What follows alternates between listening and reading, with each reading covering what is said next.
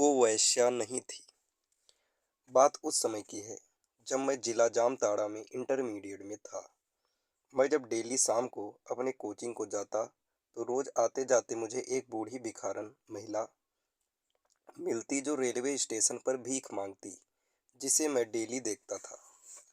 हालांकि महिला बुजुर्ग थी और कपड़े फटे पुराने होते थे, मगर देखने में ऐसा लगता था जैसे जब ये जवान रही होंगी तो बेहद खूबसूरत रही होंगी।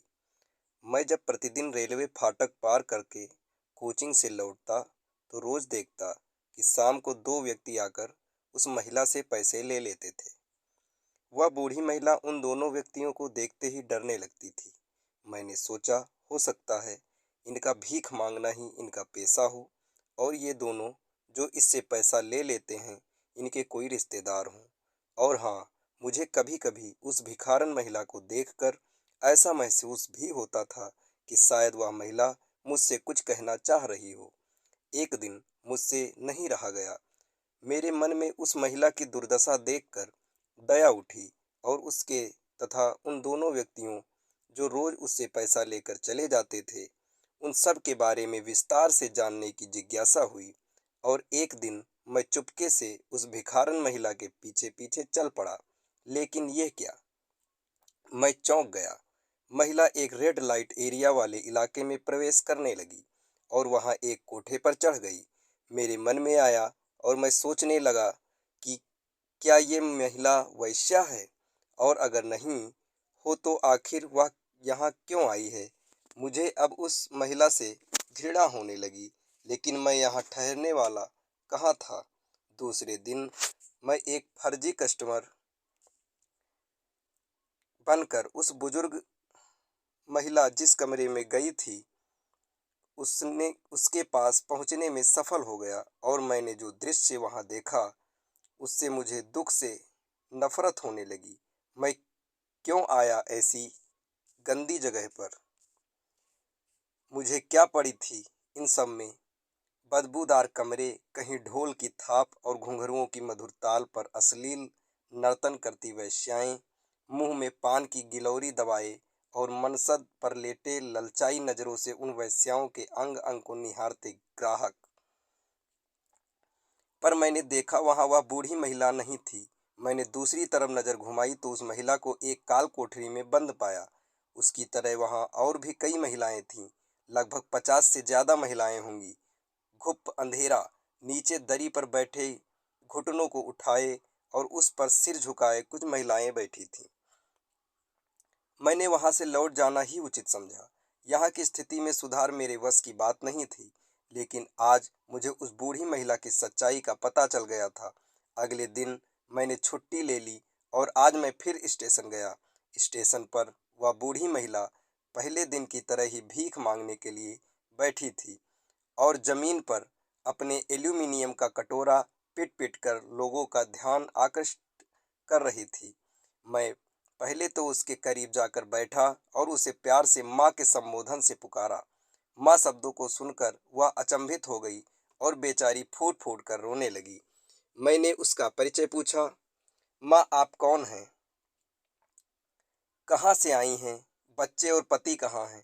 वह रोती रही और रो रो कर उसने जो दास्तां सुनाई, मेरे रोंगटे खड़े हो गए और इस समाज से मुझे घृणा होने लगी।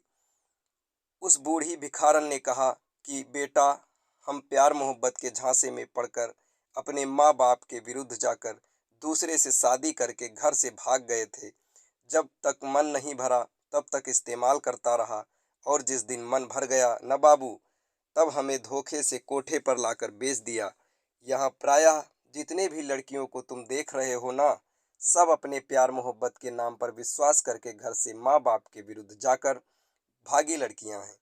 और बाद में जब हमें बेच दिया गया तो फिर हमें मजबूरन किया जाता है वैश्या बनने के लिए। ना चाहते हुए भी ग्राहकों को खुश करना पड़ता है। सब नोचते हैं हमें भेड़िए की तरह, मानो कितने दिनों से उनकी प्यास बुझी ना हो। जब तक जवानी रहती है बेटा, तब तक हम कोठे की शान रहते हैं, और जब शरीर के अंग साथ देना छोड़ने लगते हैं और ग्राहक मिलने बंद हो जाते हैं, तब मालिक हमें पागल घोषित कर देता है और सड़कों पर, रेलवे स्टेशन पर भीख मांगने के लिए बैठा देते हैं और डेली उनके भेजे दलाल हमसे पैसे वसूल करते हैं। पैसे नहीं देने पर या विरोध करने पर मारपीट भी करते हैं। अब बूढ़ी हो चुके हम महिलाओं के पास उतनी शक्ति तो नहीं होती कि हम उनका विरोध कर पाएं। हम बस जिंदा लाश बन उसके इस इशारे पर सारा काम करते रहते हैं। जब हम भीख मांगने के लायक भी नहीं बचते तो हमें ये लावारिस सड़क पर ले जाकर फेंक जाते हैं। यही है हम वैश्याओं की कहानी। हम भी सोचते हैं कि काश हमने अपने माता पिता के विरुद्ध न जाकर गलत कदम न उठाए होते तो हमारा भी एक हंसता खेलता घर परिवार होता।